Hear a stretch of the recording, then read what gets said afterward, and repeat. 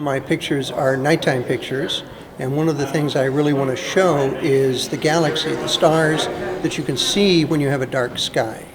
And the dark skies, unfortunately, are only in the western U.S. these days. So I go to the west, I go to different locations, and I think some of the color you see has to do with some of my other favorite themes, which are the sandstone, eroded sandstone rocks in the southwest. And so when they become part of the foreground, they tend to be very red. They tend to glow in some of the lights that I use to illuminate them. So I think that's where some of the color comes from. But my goal is to show the combination of that foreground, the interesting shapes and structures of the landscape, along with the galaxy and the night sky. I have a set of photography that's both canvas and prints that are mounted in old frames, and they represent the nature revisited work that all the artists are showing. So in my case, I picked from a selection of island visits, coastal visits, and other work that I've done around the globe, capturing sort of that interplay between the human and the nature. So it's a mix of different types of photography from around the globe. This series is small paintings. They're kind of my personal holy relics from these epic hikes that I do, different parts of the world. And in those settings, in cathedrals and temples, a lot of times their holy relics are very small and have gold. So when I was thinking about how to honor what I consider sacred from my hikes, that came to mind was the scale. So that's one reason why they're small. I have a small two-place experimental airplane that I fly, and I take my photographs from the airplane. In my early 20s, I was very interested in photography, and did land photography for a while, but didn't really take it that far. And in the 90s, I started doing oil painting. And I found that with oil painting, I was able to sort of express these wonderful, intangible, magical qualities in the composition that conveyed more of a sense of feel and mystery. And then in 2003, I started flying ultralight airplanes. And when I started bringing my camera on board, I started looking at the landscape below me and seeing compositions in the earth that were like paintings. And I started sort of following the landscape and the contour and the patterns of the landscape and finding more and more material that was abstract in places like coal mines and quarries and excavations where the materials of the earth had been rearranged and brought to the surface of the earth, and it became like a palette of colors and forms and textures that I was able to use to create these compositions from the air. I've always been a hiker and a walker, and I've had big dogs, so that's gotten me outside. And we live in a beautiful place, and the hikes started getting longer and longer. And one day I watched a film about a hike called the Camino de Santiago in Spain. And as soon as I saw that film, I knew that I had to do that hike. It called to me. And it took 2 years to convince everybody to let me go. But yes. I've always been interested in photography. I've always been more interested in landscapes and kind of the shapes and forms than I am of people or urban structures. So it's kind of natural to do that. And once you go out west and get exposed to the night sky, it just is very attractive to try to take pictures of that. It's also a technical challenge, and I really enjoy the technical challenge. I'm very technically based. I do a lot of technical things. I'm a scientist by profession, so this was a natural kind of outgrowth of that. The cameras that I use now are all digital.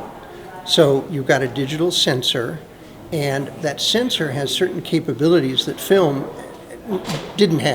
literally didn't have.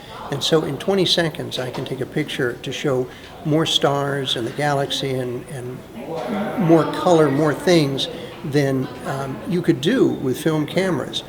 It's complicated in that you have to then know how to process that and how to put things together correctly.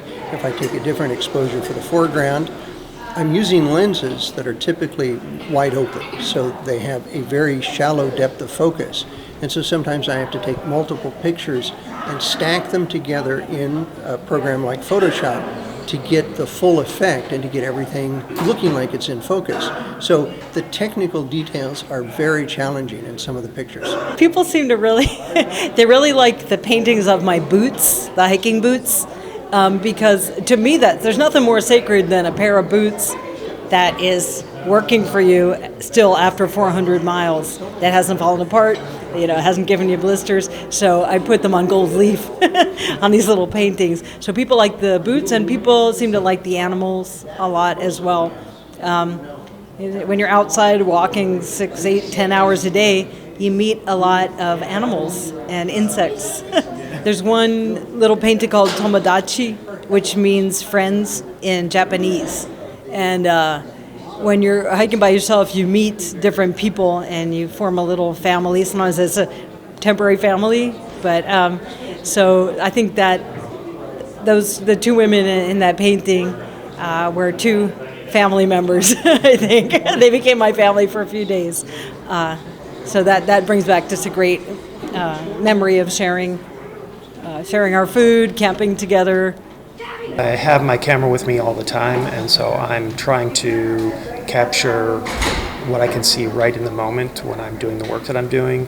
And in some cases, you'll look at the images and feel like it's fine art. In other cases, it's clearly I'm doing documentation. And so some of my work is, in fact, to document the changes that are going on, the pressures, the challenges, and sort of the threats to those areas. So sometimes it's a camera standing in the water, sometimes underwater, sometimes just kind of a random moment where we catch a person or an activity that's going on. I spend a lot of time doing work on islands and coastlines globally, and that work is primarily in resilience and sustainability, and in the case of this work, trying to storytell and show those kinds of changes that are happening on. So for me, I have one particular project that I'm working on in Newfoundland in Canada, which is both film and photography, and there it's a whole social cultural change and livelihood change that's going on. It isn't just the threats that are environmental or natural. It's really changing how people are living, and that's happening globally in all kinds of different ways.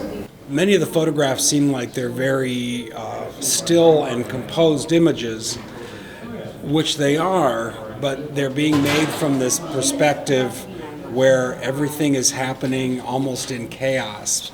The noise of the plane, the wind, the sound of the engine. I may be cold, I may be tired, I may be hungry, I may have to use the bathroom. All these things happening at the same time. But I'm looking at the Earth, and I become more and more drawn into the colors and the forms that I'm seeing, and then it becomes a singular experience where nothing else really matters. Of course, safety is an important thing because it is about the most dangerous way to try to take photographs, I suppose. But it's really about trying to sort of capture these moments, these Zen moments of beauty in the middle of everything else that's going on at the same time. It's more about trying to capture the mystery. And there's as much as mystery and oftentimes what I'm looking at and not even necessarily understanding how did that formation come to be? Why is that there? And what's the history of it? What led to that formation, that landscape being transposed into the way it is?